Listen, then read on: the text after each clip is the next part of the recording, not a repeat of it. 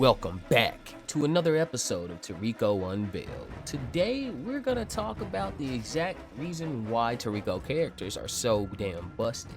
Why are they able to make these gigantic monster-like apparitions behind them? Today, we're gonna talk about gourmet demons and gourmet cells. Starting off, appetite demons, also known as gourmet cell demons or appetite monsters, are defined as a unique type of monster-like spirit who are born out of the gourmet cell's appetite and choose a living host with gourmet cells to inhabit. First, let me explain the origin of gourmet cells. Gourmet cells, which are the physical embodiment of savoriness and appetite energy, the primordial source of life, they were first discovered on Earth in the gourmet jellyfish by Acacia 605 years prior to the story.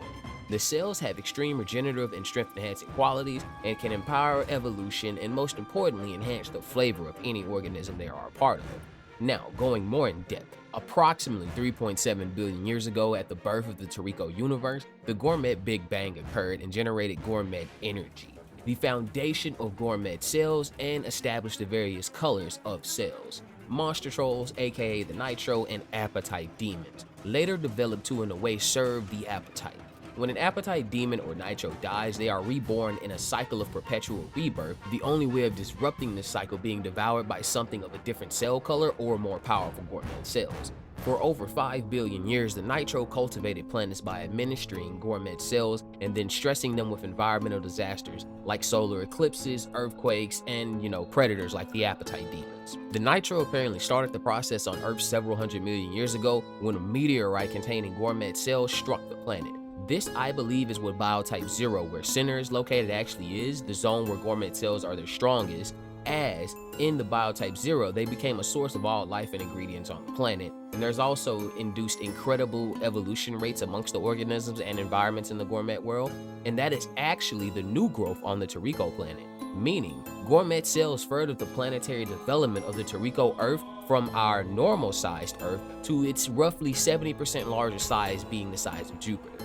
The Nitro could be seen as an advanced civilization born from the gourmet cells. The blue Nitro, in specific, are shown as gourmet nobles. In specific, are some of the last survivors from their blue universe. Neo devoured pretty much their entire universe. And next to Don Slime and Toriko's red, blue, and of course white demon, Neo is the strongest appetite demon showcased, being a physical black hole that can devour universes. While the Nitro seem to have control over most appetite demons, they in fact were still a part of this cycle, being appetite energy itself. Next, how do gourmet cells work? It's said when gourmet cells have matured to a certain point, appetite demons can be projected by their host in the form of grotesque monsters like intimidation, or even transforming and manifesting the demon itself. However, the more the cells grow and redevelop, the stronger these manifestations become, to the point to where they can end up regaining wills of their own and becoming beings that can exist as separate entities within and outside of their host. While not as much known about the extent of their powers, it's shown that they play a major role in mastering the use of one's gourmet cells. In many cases, it seems they use the appetite energy to manifest a body for themselves, like when Don Slime was creating a new body for Chiryu, or seek out the bodies of individuals whom gourmet cells may be compatible with their own. And this is an important thing to take into account. Gourmet demons, no matter how powerful the appetite spirit, have to find an adequate host, no matter the level of their cells. Case as in Don Slime, where he had to basically settle for the best body possible, even though in his prior body and in his heyday he stated his punches could shatter planets. This also gets into the more powerful appetite spirits. We see that the more powerful fighters in Toriko, like Acacia, his disciples, exception of Jiro, because Jiro may as well have just been an appetite spirit himself considering he ate them, the 4 heavenly kings, and the top fighters of the gourmet core. In these cases, the appetite demon is harbored within them, but in one particular case, we have Joey. Joey, known as the Dark Chef, was thought to be Froze, the legendary god cook, later said to be the child of Froze, but in actuality, Joey was an incredibly dangerous and powerful appetite spirit that inhabited Froze's body after her death. Meaning, after Froze had died and thanks to Midoriya dumping the cure water, he did rejuvenate that body to be the perfect host for a demon. Which is why, though similar, Joey's true demon form was vastly different from Froze's. In some chosen individuals, there exists more than one type of appetite demons, like Toriko, who has red, blue, and white, all from different universes or spaces created by the Gourmet Big Bang, though Toriko is the only case of this I've seen specifically. Appetite demons do not have common traits or features amongst them, each manifesting in diverse and unique forms that can only be described as something similar to monsters or auras of energy emanating from people. And I've said this before, kind of like JoJo's Bizarre Adventure. It is unknown if these forms are the forms they choose to take themselves, or they're whatever their host imagined them as. However, due to Toriko's blue demon possessing its own form despite its host never knowing of it, is kind of indicative that they don't have to necessarily be influenced by the host themselves. This also showed when Ogre regained his true form and actually stopped resembling Toriko with long hair. As the user advances their cells, their appetite demons reveal that they are actually sentient and intelligent, and when the host cells grow strong enough, the demons can mentally converse with their host in their language, and even have control over the power of the host cells, shown when they often come out to defend the user.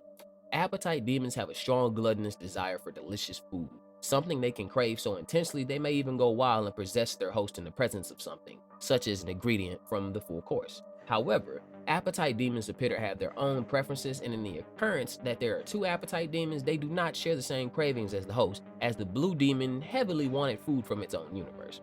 Despite their natures and their tendency to react wildly to high-quality ingredients, appetite demons have shown some forms of respect towards one another. Like during the capture of Air, Coco had noted that despite being in the presence of one of the legendary ingredients, his demon along with Sunny and Zebra's had not reacted in any way, shape, or form, despite the fact that they had gotten out of control when brought a scent of God on an apple. Appetite demons, much like other intelligent beings, like I said, have their own unique personalities. For example, Toriko's blue demon seemed to be very overconfident that blue cells were superior to red cells. White always seemed short in words and rather polite, and the red demon was the exact same way, but often more like a authoritative big brother telling Toriko what he should and should not be doing. Sunny's hair demon seemed hesitant and shy, showing when it barely wanted to come out of his container but then started raging like a monster. And Don's slime was highly self-confident and had a strong relationship with Chiryu. As appetite demons are only spirits bound to the host Gourmet Cells, they can never use their true power. The only way for them to achieve their true form and individuality from their host is to eat the Planetary full course,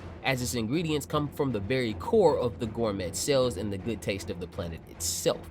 When a host of an appetite demon eats an ingredient from the full course, a part of the demon will revive. This not only enhances their power, but also allows the host to turn parts of their body into the demon. This process of returning one is shown as revival in the manga and goes as follows. First, the host has to eat air, pear, another, news, earth, and atom.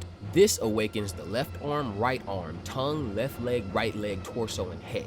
This will then allow the user to fully turn into their appetite demon and use greater portions of its power.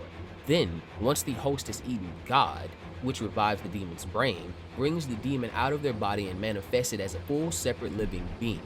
This form is the appearance they had during their lifetime, except for Neo, who is never seen in his true form during his life, probably when he got smashed by Don Slime, honestly.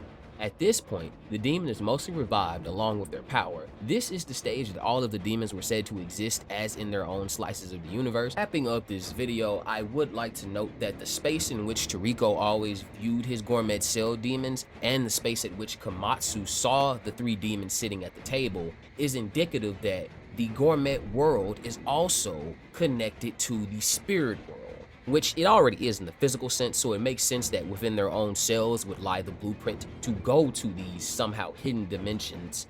But either way, thanks for watching another episode of the Psychoid, everybody. Be sure to leave a like, comment, and maybe even subscribe if I hit the nail right on the head with the appetite. More precisely, I can see the electromagnetic waves that Sunny's fingers emit. Yes, it's true. It's nothing big. I simply don't care to have any contact with